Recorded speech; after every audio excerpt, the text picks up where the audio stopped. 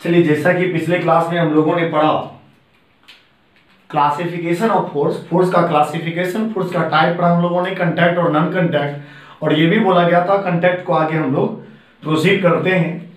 Contact force, जैसा कि बताया गया था, जब कोई ऑब्जेक्ट दूसरे ऑब्जेक्ट पे फोर्स तब लगाती है जब वो एक दूसरे के फिजिकल कंटैक्ट में हो, तो उस फोर्स का नाम रखा जाता है कंटैक्ट फोर्स। वही लिखा गया है, a force that can be exerted by an object on another object only through physical touching is called contact force. Only through physical touching. उसके नीचे आया है examples of contact force. Examples of contact force, इसमें अभी फिलहाल मैं दो force बताता हूं, उसके बाद अगले वीडियोज में होगा। सबसे पहला एग्जांपल, नंबर फर्स्ट एग्जांपल में नॉर्मल पर फोर्स को पढ़ लीजिए। कोई बात नहीं, वहां जो नंबरिंग था इधर उधर हो सकता है, लेकिन सभी 6 का 6 आ जाएगा। नंबरिंग में इधर उधर चेंजिंग में परेशान नहीं होना है। कि मानकर चलिए ये सरफेस है, इस सरफेस पर कोई ऑब्जेक्ट रखा गया। जब इस सरफेस पर एक ऑब्जेक्ट रखा गया, या टेबल ही मानकर चलिए इसको, ये टेबल है, टेबल पर आपने कोई बुक, भारी बुक रखा, भारी नहीं तो कोई भी बुक रखा, जैसे डिक्शनरी टाइप होता है।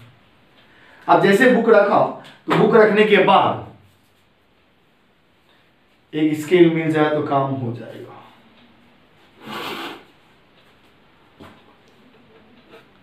बुक रखने के बाद, हाँ 1 मिनट, बुक रखने के बाद क्या किया गया और देखा गया, तो एक फोर्स अप्लाई होता है यहां पर सरफेस पर। बुक जब टेबल पर रखा गया इस तरीके से, टेबल पर नीचे फोर्स लगाएगी perpendicular,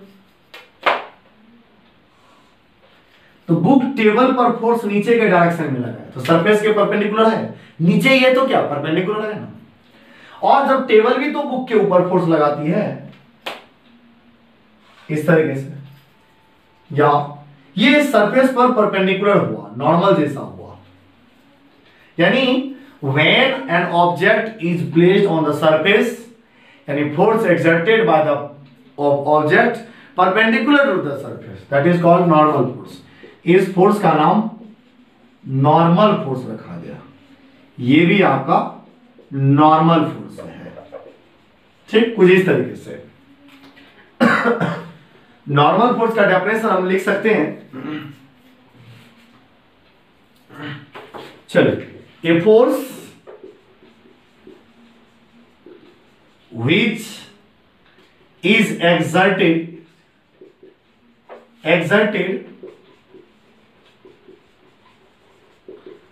perpendicular to the contact surface is called normal force. हम लोगों ने फोर्स का डेफिनेशन देखा, सीखा और डायग्राम दिया। आप इसको नोट करेंगे कंटैक्ट को पूरा, और फिर एग्जांपल्स देकर इसका डेफिनेशन लिखकर डायग्राम बनाएंगे, और डायग्राम बनाने के बाद फिर जो अगला फोर्स मैं बता रहा हूं फिर उसको समझना है और फिर उसको भी नोट्स करना है, ठीक है। चलिए, सेकेंड फोर्स के बारे में आगे हम लोग पढ़ते हैं। चलिए, अभी जस्ट हम लोगों ने पढ़ा नंबर 1 में नॉर्मल फोर्स। सेकेंड पढ़ते हैं जिसका नाम है टेंशन फोर्स। टेंशन फोर्स को आप ओनली टेंशन भी कहते हैं, तनाव हिंदी में बोला गया। कोई ऑब्जेक्ट है मानकर चलिए जिसको हमने रस्सी से बांध रखा है इस तरीके से, थ्रेड से, या साइड में एग्जांपल कुछ दूसरा दिया जाएगा। एक ब्लॉक को आपने रस्सी से बांधा और उसको सीलिंग से हैंगिंग कर दिया, लटका दिया, और रस्सी से जब लटका दिया तो सीलिंग इस ऑब्जेक्ट को ऊपर खींच रही है और ऑब्जेक्ट भी सीलिंग को नीचे खींच रही है। इसलिए यहां पर एक फोर्स है जिसका नाम है टेंशन।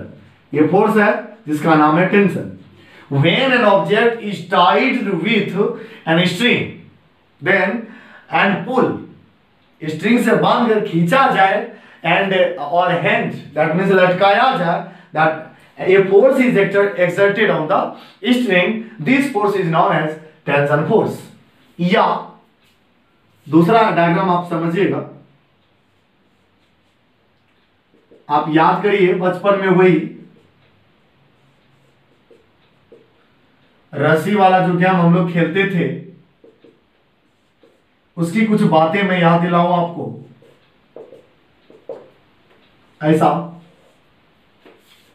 इस तरीके से, तो मानकर चलिए रस्सी से पकड़कर 3 आदमी इधर से खींचा, 3 पर्सन उधर से खींचा, तो रस्सी पर भी एक फोर्स लगा जिसका नाम टेंशन फोर्स टी सिंबल है। When an object is tied with a string, string रस्सी को बोला जाता है या थ्रेड लिख सकते हैं, स्ट्रिंग और स्ट्रिंग एंड पुल्स, बांध कर खींचा जाए या हैंगिंग कर दिया जाए, लटकाया जाए, then a force is exerted, then exerted force on a string is called tension force. इस तरीके से हम लोगों ने अब तक 2 फोर्स पढ़ा है, आगे अगले वीडियोस में बताया जाएगा। इसको आप जरूर नोट्स करके डायग्राम बनाएंगे। यहां पर आप टी लिखिए या इस तरीके से टेंशन लिख दीजिए, एक ही बात है, लेकिन इसको आप नोट्स करेंगे और रिवाइज भी करेंगे। Thank you.